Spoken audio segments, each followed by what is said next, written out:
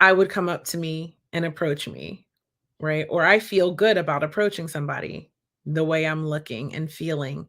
And part of what we discussed with mindset was also, are you healed enough? And I shared a story about a guy that I met who I had to tell him, hey, I don't think you're healed enough.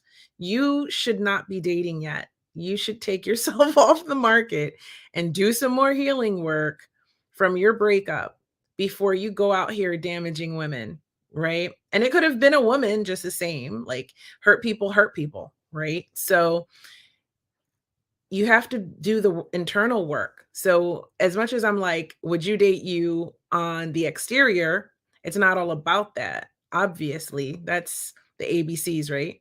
So we know that it has to be internal work as well to be ready to put yourself out there to be dating, or else you're going to get hurt and or hurt people.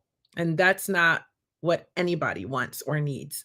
Okay? So essentially, this part is about, hey, I'm ready. I'm ready to put myself out there and I'm ready to start meeting people. How do you do that? So let's talk about it. How do you do that? So, well, you've got to choose. What is your preference? Okay. A lot of my friends go, I don't know about online dating, Kia.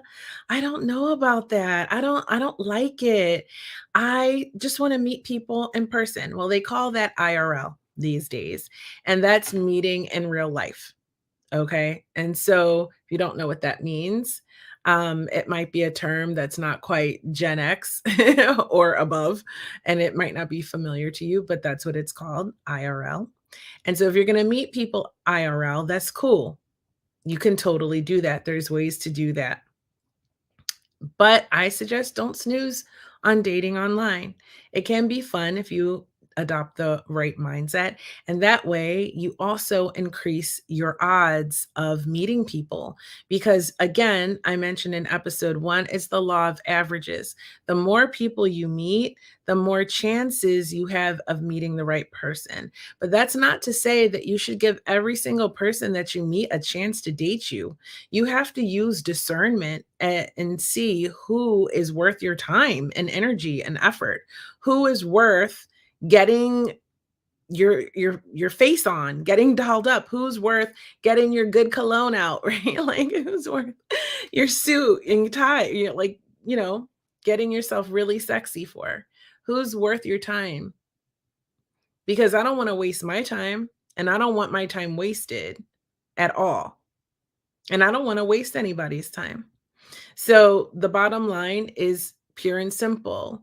You have to put yourself out there when you're ready to be out there, and you have to put yourself in enough places to meet enough people so that you can find one or a handful of them that you really can connect with, right? And we're all looking for that special person. We're all looking for someone that, we have something in common with, but that's enough different that we can really enjoy, like the polarity. We're looking for these things, and you really do have to know what you want, right? So if you don't know what you want, I'm going to give you an activity that you can do right now. You can pause, or you can't pause this, but if you're watching it in the replay, you can pause the video and you can write it down, or you can drop a comment. What do you want? Write it down. Like, seriously, my therapist gave me this homework one time and it worked really well, as well as it's a technique that I've used in lots of coaching sessions. And what I have found is that a lot of people don't even know what they want. They don't know really what they're looking for. And a lot of times it starts with what you don't want. So you probably are really familiar with what you don't want, right? So how about what you do want, right? So write it down. Write it down. Write down what you are looking for. Okay. And if you can get that to like the top 10 qualities and the top five, that'll be really helpful. I'm not saying you shouldn't have everything you want, you should. Okay. But you'll know when you meet someone, when you're really, really clear on the qualities that you're looking for, you'll know when you see it, right? You'll know when you experience it. Okay. And so that's one technique you can do to start getting prepared to get out there. So you're going to choose how you want to meet people. My recommendation is always gonna be to do both. Don't don't be shy about dating online, right? It's fun in a way. It's almost kind of like shopping, you know?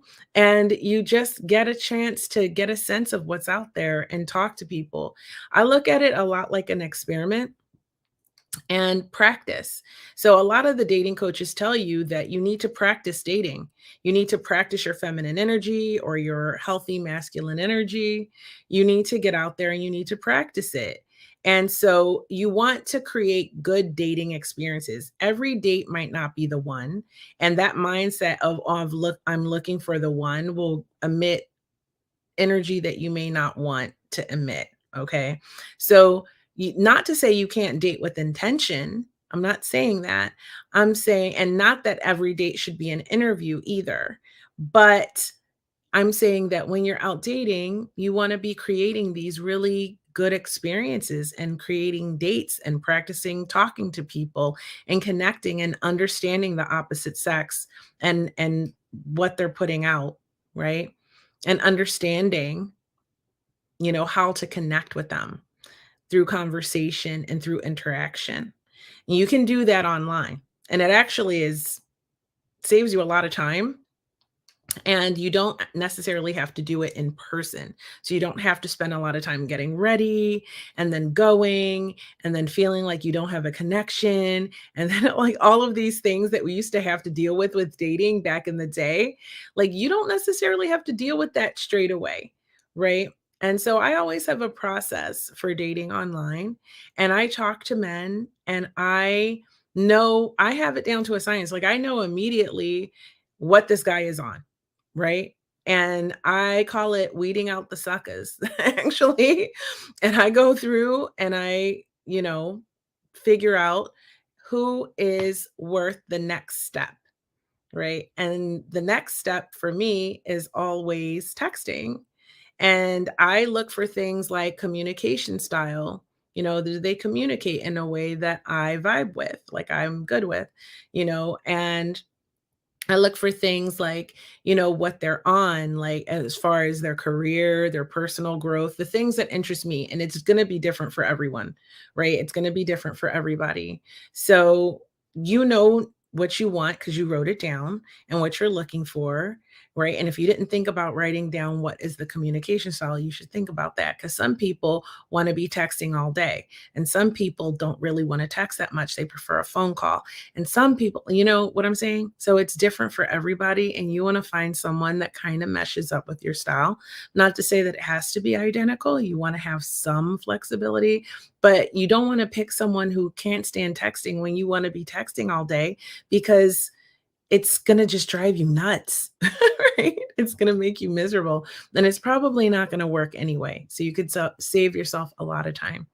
Also, you can also find out a lot of red flags through just the initial texting back and forth a little bit on the app. And like, it's a process. For me to even get off the app to you getting my phone number, it's a process, right? We have to have a vibe. And if we make it that far, then once you have my phone number and we text a little bit that way, I like to talk to you on the phone because you can't always hear their voice on the apps. So I like to hear their voice because that's a big deal for me. Sound is important. So then we talk on the phone, and if there's energy that way and it's good energy and it's a vibe, I'll tell you a quick story. Okay. So I talked to this one guy and we got to the phone call portion and we were having a great phone call. He was like really keen to take me out quickly. And that's a little bit, it's not necessarily a red flag, but people who rush the relationship always strike me as it's going to be